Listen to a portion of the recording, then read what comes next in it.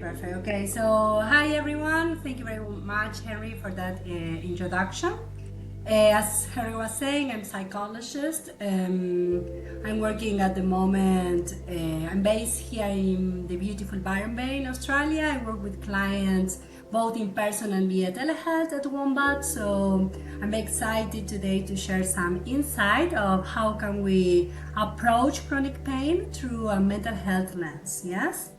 So let's start trying to understand what is chronic pain, or what is the mental health impact that it has, right? Because chronic pain is a complex experience that goes beyond physical symptoms. If I didn't mention before, I'm Argentinian, so I have a little of accent, but I think it's good, it's a little funny. So what I want to say is that the chronic pain is influenced by our thoughts, our emotions, and the ways that we cope with the pain. That's why it's so important that we can have a holistic approach when we are avoiding chronic pain. Because also it can lead to anxiety, to depression, to this sense of hopelessness, yes? And as many of you maybe know, because you're working with this or maybe you are experiencing it, managing chronic pain requires more than just physical treatments, yes? And this is where neuroplasticity, mindfulness, and mental health interventions can play a transformative role on this. And this is what I want to highlight today. So when I'm talking about neuroplasticity, what I mean is rewiring the brain to manage the pain, yes? So to have a better understanding of what neuroplasticity is, yes, it refers to the brain's ability to reorganize and form new neural connections in response to learning, to experience, to changes in the environment. For chronic pain, specifically for chronic pain management, neuroplasticity can be empowerment. Why? Because with intentional practices, we can essentially retrain the brain to respond differently to pain signals. Because in chronic pain, there are some pathways in the brain that become overactive, and this makes that it leads, to extra sensitivity and amplified experience of pain. Yeah. So the idea is that using techniques that help us to stimulate the neuroplasticity, we can gradually weaken these pathways. Yes, having some effect of lessening the pain intensity over time. So I'm going to talk about some of these key techniques, yes, that I like to use on my practices. And there are two that are very essential for me when I'm working with clients with chronic pain. One is what we call graded motor imagery, yes. This is very effective for people that are living with persistent pain in muscles and joints, or people that are coming from big recoveries, from maybe some surgery on the knees, on the ankles. So what I do is I guide the client into a guided meditation, yes, that involves visualizing the movements without actually performing them, right? So it has been shown that it helps the brain to process the pain differently.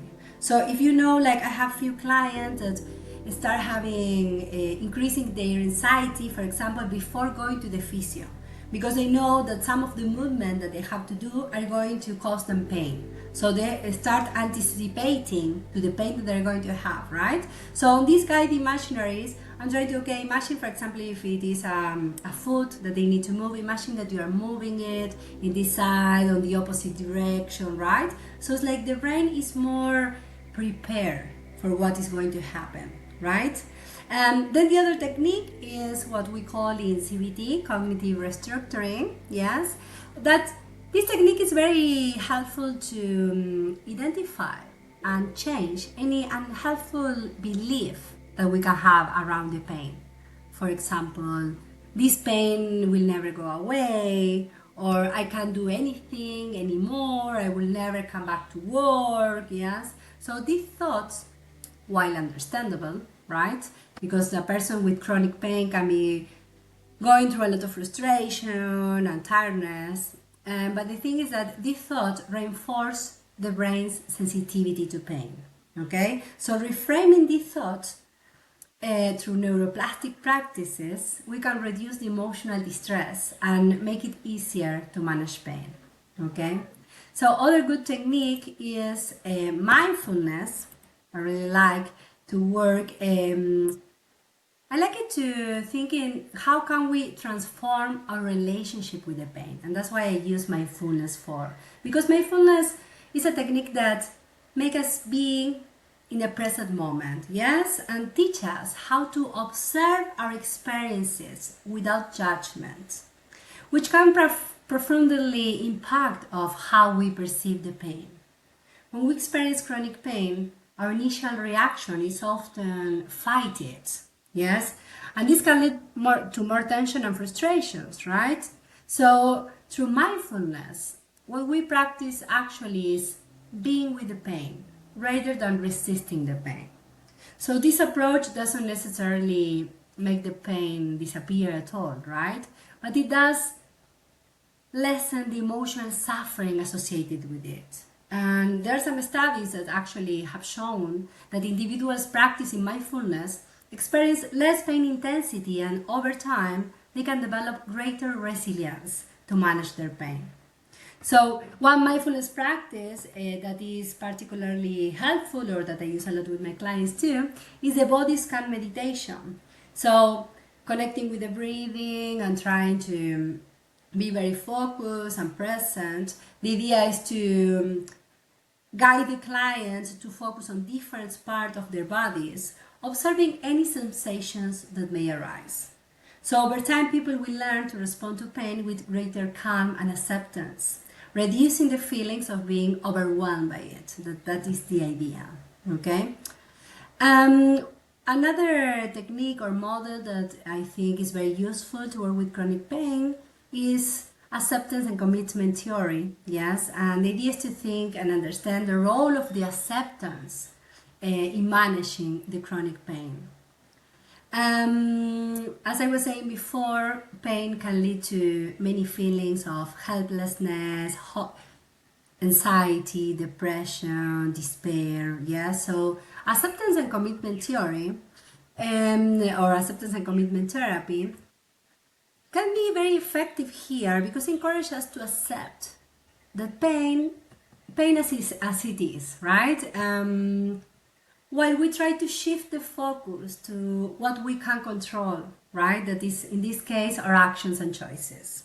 So ACT promotes the idea of living a value-driven life, even when we are facing these big challenges. So by connecting to our values, we can find the purpose and the motivation to engage in meaningful activities. What is very important, because it's about when we're having chronic pain or when someone is suffering about chronic pain.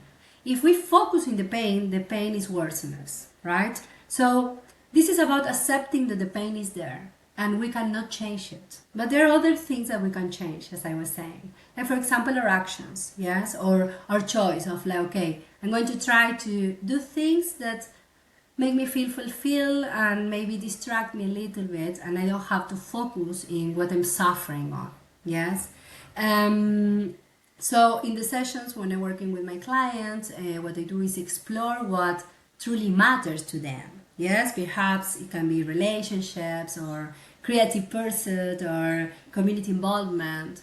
Then we create like a plan to integrate these values into their daily lives, often finding that as they re-engage in meaningful activities, the experience of pain changes and it becomes part of their life rather than the whole of it. Yeah, shifting the focus. So what I would like to do now is trying to put all together what I've been talking about and trying to think in some practical steps to how to like face with chronic pain, yes. And now that I covered the basics of what is neuroplasticity and mindfulness and acceptance, let's try to check which of the practical pain steps can we use for people that are trying to manage their chronic pain or other people chronic pain in a holistic way. Yes? So the first thing that I think is super important is when we're going through this challenging experience is to start with self-compassion. Yes? Chronic pain, can create feelings of guilt, of frustrations, and even shame in some of my clients. So practicing self-compassion, that means treating yourself with the same kindness, with the same patience and understanding that you will offer to a friend or a sister or brother, yes? This can help to ease emotional distress. Because self-compassion creates a gentle, more supportive approach to your own pain experience. So that is the first one that I think is very important. The second one that I already mentioned is practicing daily mindfulness activities. You can start with short sessions. You can start with there are some apps. Wombat have an app with very practical exercise actually. But there are like simple 5 minutes, 10 minutes that you can do each day to practice mindfulness, being present. So the focus when you are doing this and you're trying isn't about doing it right, but just like noticing the experience that you're having. You can also do like guided meditations, like body scans. You can do some, when you are having a very overwhelming pain, you can try to connect with your breathings and do like very long breathings, trying to do it longer and longer. So you can use your hand, for example, doing some inhalations very slowly when you go up, exhalations when you go down, inhalations, exhalations in your own pace, but you're connecting some of your sense here, the sight, the touch, the breathing, so you can be more present, and that can be very helpful for pain management. Yes? So the third one that I will mention, that I already say, is reframing your thoughts. Yes? Try to be aware of what you're thinking. Try to coach any challenge, automatic thought that may be reinforcing your pain. For example, instead of thinking this pain is going to ruin my day, yes, try something more balanced. Like, for example, I can experience this pain and still find some moment of peace or enjoyment. Yes, it's just about reframing.